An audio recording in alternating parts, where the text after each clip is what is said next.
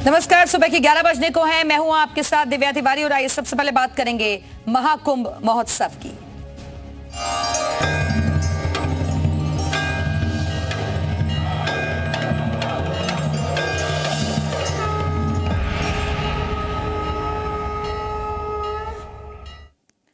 और प्रयागराज महाकुंभ पर बड़ी खबर आपको दे दें। प्रमुख स्नान पर्व पर नहीं चलेंगी स्पीड बोट।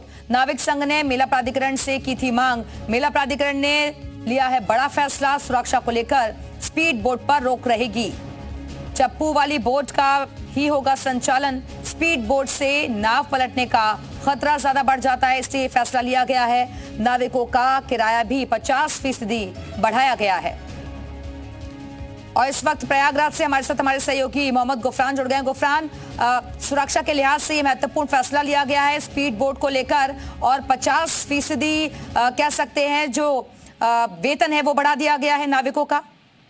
बिल्कुल, देखिए, मेला प्राधिकरण ने दो महत्वपूर्ण जो फैसला है वो नाविकों के हित को देखते हुए लिया है। एक जो महत्वपूर्ण और बड़ा फैसला वो ये है कि जो मोटर बोट जो होती है, जो स्पीड नावें होती है, उनका संचालन जो है गंगा और यमुना की जलधारा में नहीं होगा। उस दिन नहीं होगा जिस दिन प्रमुख स्नान पर्व होंगे, उसके एक दिन पहले और एक दिन बाद भी स्पीड बोट जो है उनका संचालन नहीं किया जाएगा। इसको इसलिए रोका गया है क्योंकि स्पीड बोट के चलते पानी में बहाव तेज होता है और इसके चलते जो चप्पू वाली बोटें होती हैं, नावें होती हैं, उनके पलटने का खतरा होता है। इस लिहाज से जो मोटर बोट है उसके संचालन पर स्नान पर्व के एक दिन पहले और एक दिन बाद यानी 3 दिनों तक रोक लगा दी गई है। इसके अलावा अगर बात करें तो 50% जो किराया है, चप्पू वाली जो बोट होती है, नावें होती हैं, उनका किराया जो है 50% बढ़ाया गया है। ये नाविकों के हित को देखते हुए बढ़ाया गया है क्योंकि लंबे अरसे से उनकी ये जो मांग है किराया बढ़ाए जाने की वो आती रही है। लेकिन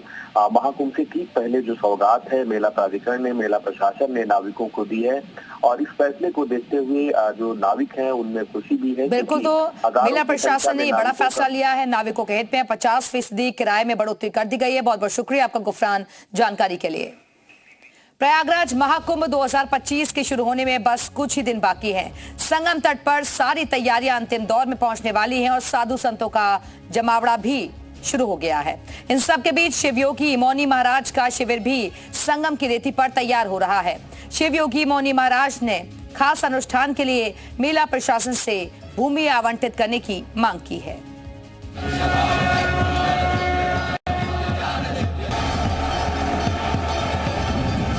महाकुंभ में साधु संतों का समागम होने लगा है। सनातन के सबसे बड़े समागम के लिए संगम नगरी में शिविर तैयार हो रहे हैं। सभी 13 अखाड़ों के साधु संत संगम के तट पर धुनी रमा चुके हैं। बस कुछ दिनों बाद प्रयागराज में आस्था का महासैलाब उमड़ेगा। प्रयागराज महाकुंभ की भव्यता और दिव्यता दिन प्रतिदिन बढ़ती जा रही है। बड़े बड़े साधु संतों के साथ संगम तट पर महाकुंभ क्षेत्र में शिवयोगी मौनी महाराज का भी आगमन हो चुका है। शिवयोगी मौनी महाराज 5 करोड़ 51 लाख रुद्राक्षों के जरिए 12 ज्योतिर्लिंग की स्थापना अपने शिविर में करेंगे। 11,000 त्रिशूल शिविर में स्थापित किए जाएंगे। भारत को हिंदू राष्ट्र बनाने, धर्मांतरण मुक्त देश बनाने, बांग्लादेश में हिंदुओं की रक्षा और आतंकवाद के विनाश को लेकर मौनी महाराज अनुष्ठान करने वाले हैं। शिव योगी मौनी महाराज का भी महाकुंभ क्षेत्र में आगमन हो गया है। इस बार खास अनुष्ठान मौनी महाराज यहाँ पर करने वाले हैं। इसके लिए 5 करोड़ 51 लाख रुद्राक्ष जो हैं देश के कोने कोने से उन्होंने एकत्रित किए हैं और वो रुद्राक्ष जो हैं यहाँ पर 12 ज्योतिर्लिंग की शक्ल में होंगे। पीला त्रिशूल जो है वो आरोग्यता के लिए एक महामारी ना हो, सभी लोग जितने भारत के लोग विश्व में लोग हैं सब लोग स्वस्थ हों और पूरे विश्व से आतंकवाद विनाश हो। इन्हीं संकल्पों को लेकर के हम गंगा के रेती में निरंतर लगे रहते हैं और उसके साथ 1.25 करोड़ दीपों का प्रज्वलन है और 1.25 अरब आहुति है। मौनी महाराज के मुताबिक अनुष्ठान के बाद 1.25 करोड़ दिए प्रज्वलित किए जाएंगे। इस अनुष्ठान के लिए उन्होंने मेला प्रशासन से जमीन की मांग की है, लेकिन अभी तक उन्हें मेला प्रशासन की तरफ से कोई जमीन आवंटित नहीं की गई है, जिसके बाद वो पीएम मोदी और सीएम योगी से विशेष अनुष्ठान के लिए भूमि आवंटित करने की मांग कर रहे हैं।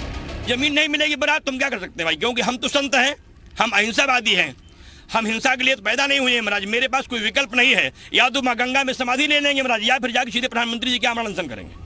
मेरे पास केवल 2 विकल्प है अब। महाकुंभ 2025 में अब कुछ ही दिनों का वक्त बाकी रह गया है। 13 जनवरी को पौष पूर्णिमा के साथ महाकुंभ का आगाज हो जाएगा, जो 26 फरवरी को आखिरी स्नान के साथ संपन्न होगा।